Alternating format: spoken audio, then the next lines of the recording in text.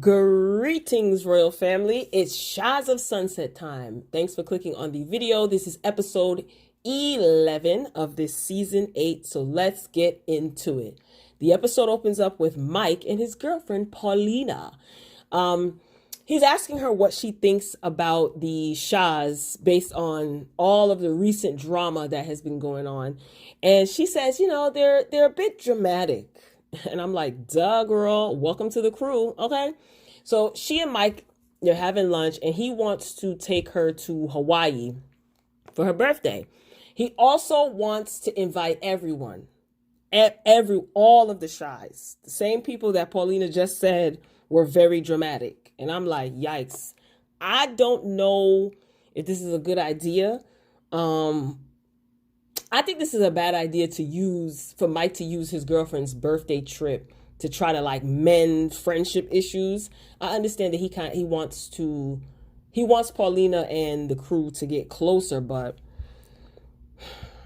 I don't know if Paulina has seen the worst of the worst yet. She might just see it all in Hawaii, but I'm down for a trip. I want to see where they end up and what everything looks like. So anyway, we move on to Nima. Nima, his mother and his sister, they're chilling. I guess his mother's in town, so they're hanging out. And Nima tells his mom that he never wants to have children because of all of the trauma from his parents' relationship and, their divorce. And I feel like at least he's honest. He knows what he wants. His mother is just like, oh, you can't let things from the past haunt you. No.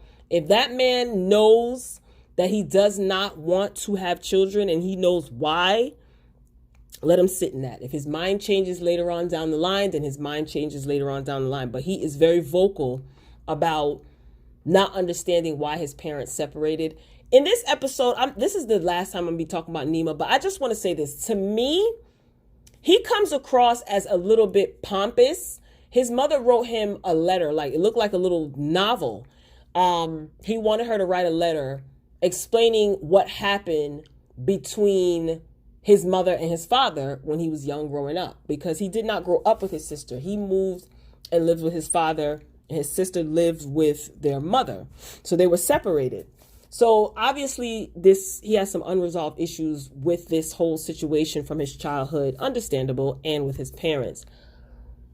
But he never even read the letter. He had the letter for a long time, and then he finally read some of the letter on the episode in his confessional. And he said he feels like he does not have any closure whatsoever. He didn't get what he was looking for. And he felt like his mother didn't give a good enough explanation to him. He did go see a therapist. I fast forwarded through that, but I saw some of it. But it seems to me that he is blaming his mother. And he's not understand. First of all, he's not a parent, and he doesn't understand. He doesn't understand half of what she went through. She had to flee from another country to the United States, divorced, single parent, and make ends meet. In the letter, she said that she would work 80 hours a week to make extra money to be able to fly out to California to make sure she saw him. I don't know. I can't say. To me, it just comes across a little bit selfish, especially he's an adult now. But these are obviously unresolved issues from his childhood, so I get it. But I don't know if I don't like how he said this tells me nothing when his mother wrote a mini novel. Anyway, everybody receives things differently. Hopefully Nemo will get the closure that he's looking for. Moving along to MJ. She and Destiny, they meet up to talk about, all the recent drama that took place. So MJ apologizes to Destiny. But Destiny, she says that she feels hurt, betrayed, and she says she no longer trusts MJ. Ali ends up showing up. Ali is the guy that Reza had words with because Adam was texting him and sending inappropriate pictures and text messages, yada, yada. So Ali showed up. Obviously, MJ invited him.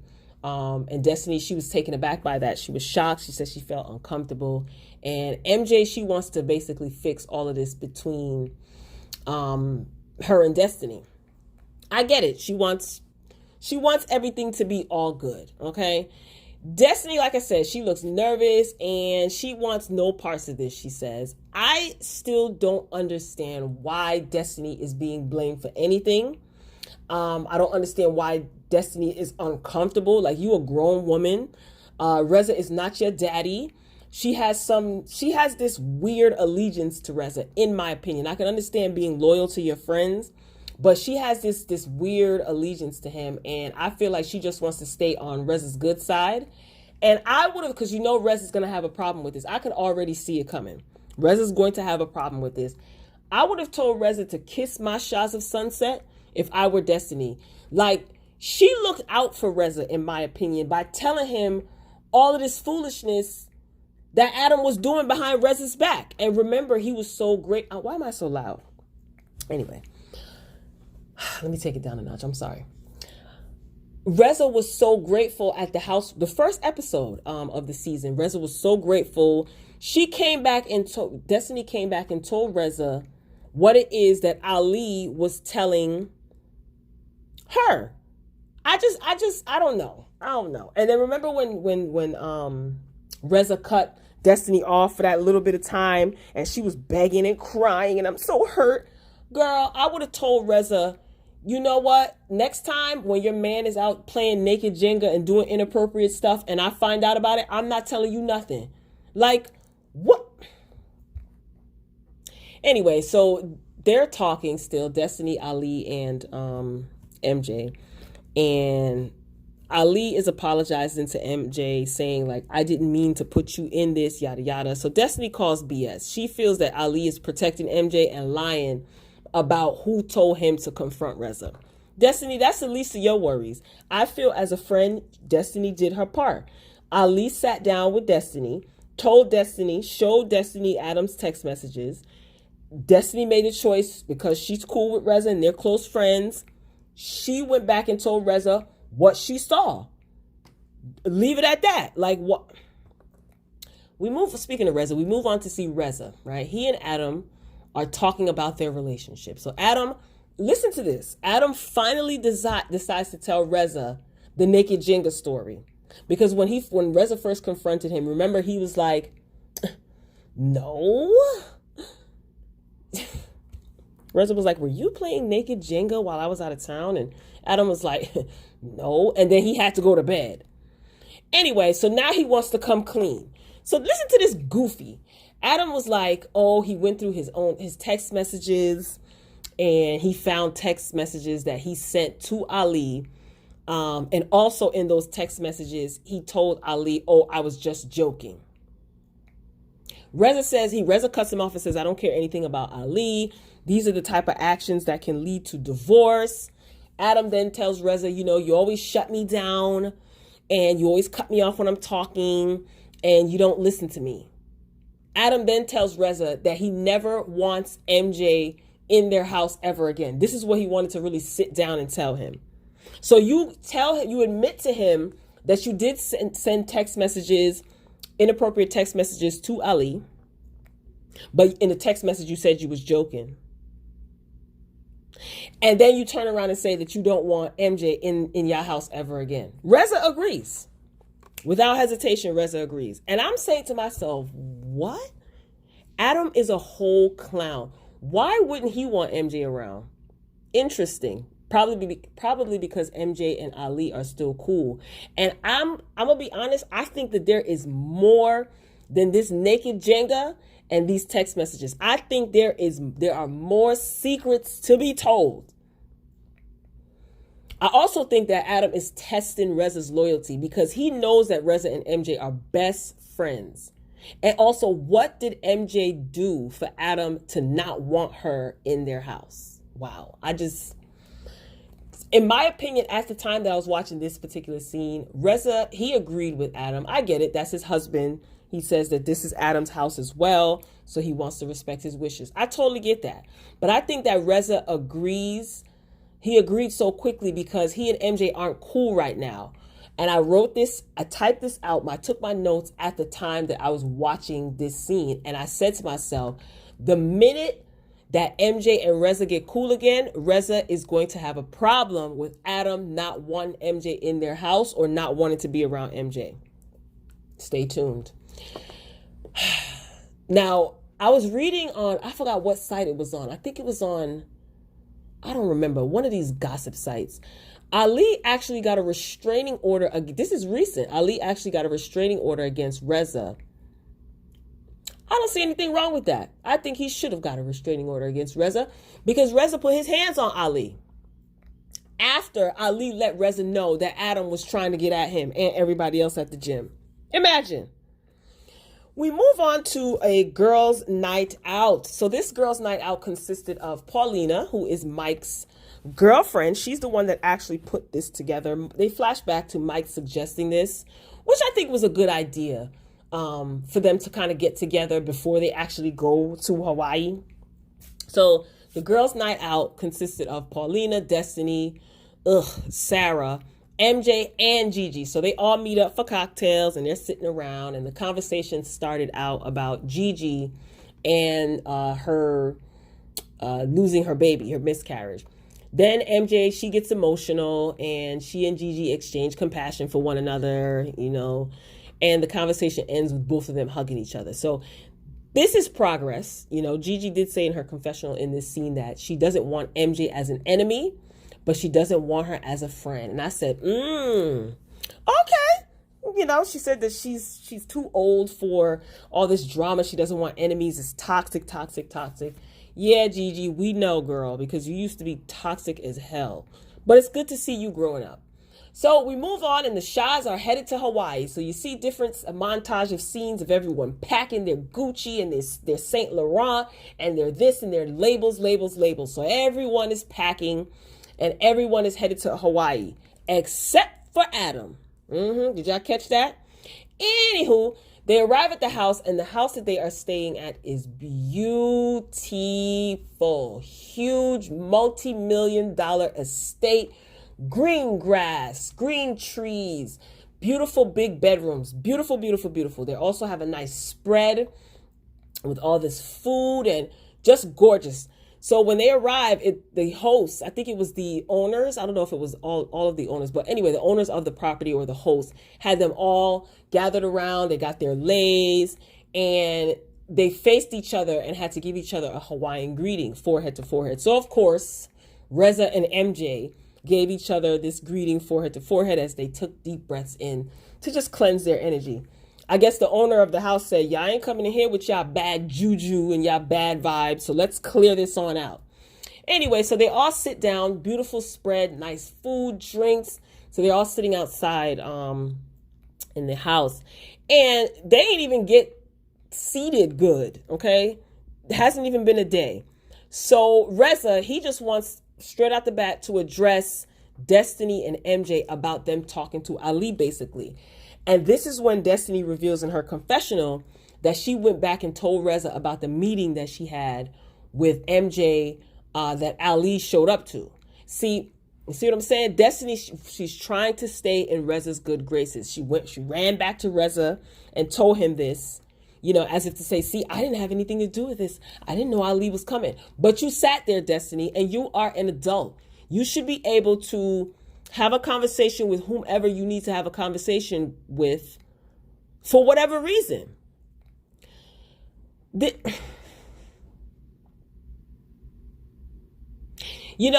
think this Reza is really, I'm not feeling Reza this season. I'm really not feeling him this far. Like, this is the same Reza that told Adam that he didn't care about Ali when Adam was trying to tell him that he did, in fact, text, Ali some inappropriate stuff. So now all of a sudden you care that Destiny and specifically MJ, because you taking the heat off of Destiny because she ran back and told you. So you giving all the heat to MJ. Now you have a problem with MJ sitting down with Ali. I thought you didn't care about Ali. MJ goes into talking about how Ali has been there for her, in her confessional. She says that Ali has been there for her for the past 4 years, including being there for her when her father was really ill, So I just think that Reza is full of it. Now, again, he's claiming that MJ is his best friend of 30 plus years, but he told Adam that he and MJ are not even really that tight right now when Adam said that he didn't want MJ around. He's like, me and MJ are not even really that cool right now. Now all of a sudden she's your BFF of 30 plus years. Like, I think he's expecting MJ to kiss his behind like Destiny is doing, and MJ is not going to do that. I think Reza should know better by now.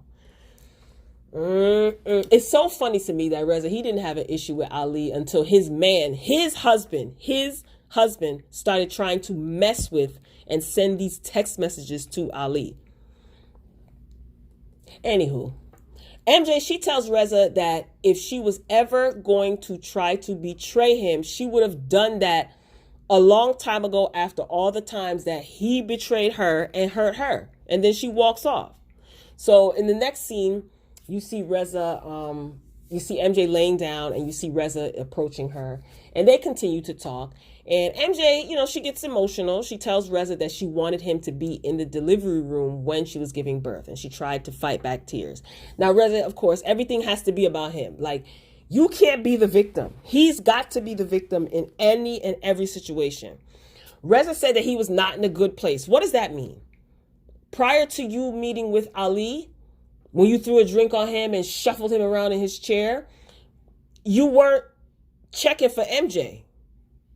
Anyway, so Reza claims that he was not in a good place, and that's basically his excuse for not going to see his BFF of 30 plus years in the delivery room. You see how full of it he is?